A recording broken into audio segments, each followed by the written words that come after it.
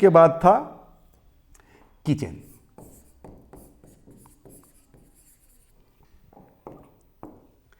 अब किचन से जुड़ा हुआ जो है बहुत सारे वर्ड आप लिखा सकते हैं बच्चे को।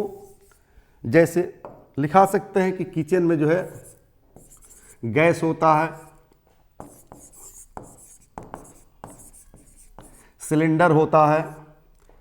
आप लिखाते जाइए ना, बहुत सारे वर्ड होते हैं। बच्चे को लिखाइए कि किचन में जो है बेटा टी बनता है, कॉफ़ी बनता है, किचन में जो है फूड बनता है, ओके, चपाती बनता है यानी कि रोटी बनता है, वेजिटेबल बनता है, यहाँ पर जो है मिल्क जो है बॉयल होता है। क्या होता है बेटा? मिल्क जो है बॉयल होता है। इस तरह के सारे डायग्राम में जो है क्या कीजिए, वर्ड मीनिंग लिखते जाइए, बच्चे का आईक्यू डेवलप कर जाएगा। ओके, यानी कि ये किचन पर है। आप सोच सकते हैं कितना वर्ड इस पर बनाया जा सकता है, ये आप भी कर सकते हैं। ओके, किचन के बाद क्या था गाइस?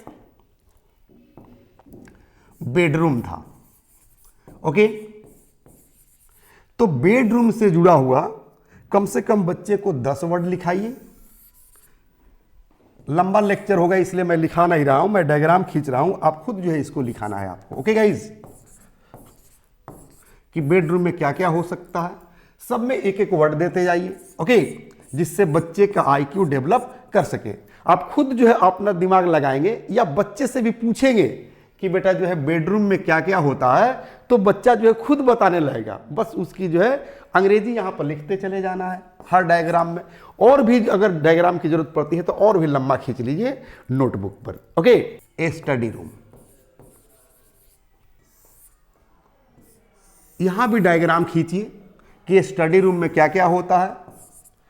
जैसे स्टडी टेबल होता है, बुक्स होते हैं, पेंसिल होते हैं, पेन होते हैं। इन सारे को जो है इसके नीचे जो है आप लिखते जाइए, जिससे बच्चे का आईक्यू डेवलप कर सके। ओके, अगला वर्ड क्या होता है गाइस?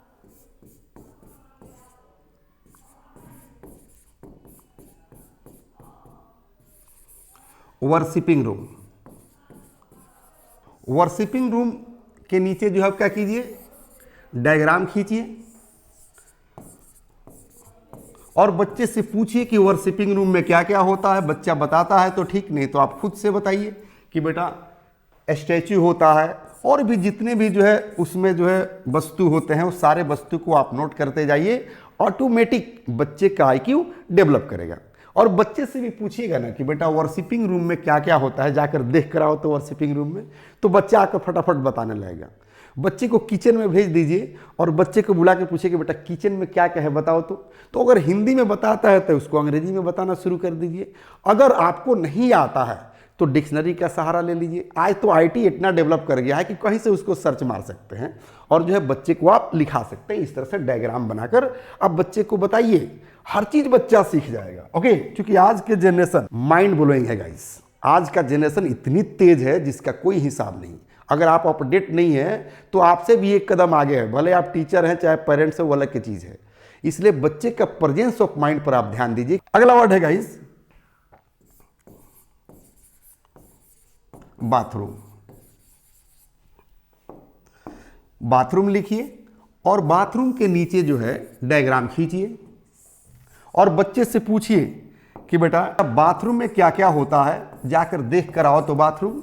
और बच्चा जब बाथरूम देख कर आता है आपके घर में तो बच्चे से पूछिए कि बेटा जो है बाथरूम में क्या क्या देखा, तो जो देखा उसको आप नीचे लिखते जाइए। वो हिंदी बताएगा, आप उसका इंग्लिश खोजकर आप लिखते जाइए। ऑटोमेटिक उसका प्रेजेंस ऑफ माइंड काम करेगा। ओके, अगर आप पेरेंट्स है तो पेरेंट्स से भी रिक्वेस्ट है कि बच्चे को भेजिए जहां जहां मैं बता रहा हूं।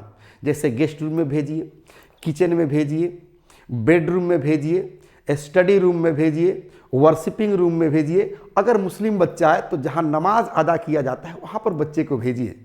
और उसके बाद बच्चे से पूछिए कि बेटा वहां पर क्या क्या तुमने देखा बताओ। तो जो जो बताता है उसको डायग्राम खींचकर लिखते जाइए उसके नोटबुक पर। देखिए उसका प्रेजेंस ऑफ माइंड कितना फास्ट काम करता है। ओके गाइस, अगला वर्ड हम लोग देखेंगे ऑफर द नमाज। अब इसके नीचे जो है आप डायग्राम खींचिए और बच्चे से कहिए कि बेटा जाकर देख कर आओ तो कि जहाँ नमाज अदा करते हैं वहाँ पर कौन कौन से वस्तुएं हैं।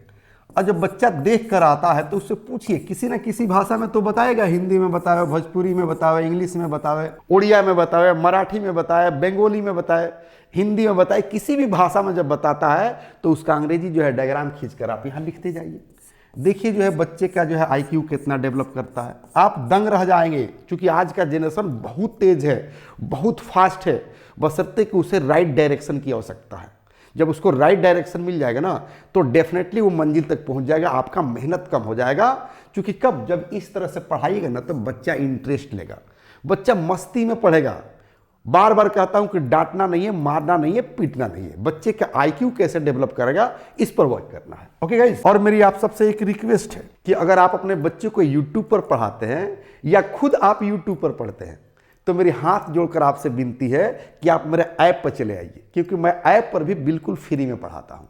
The first step towards achieving your dreams is having the right coach. Get the best education with English Plus by Sanjeev Sivaneer and make your spoken English dreams come true. Download the app now.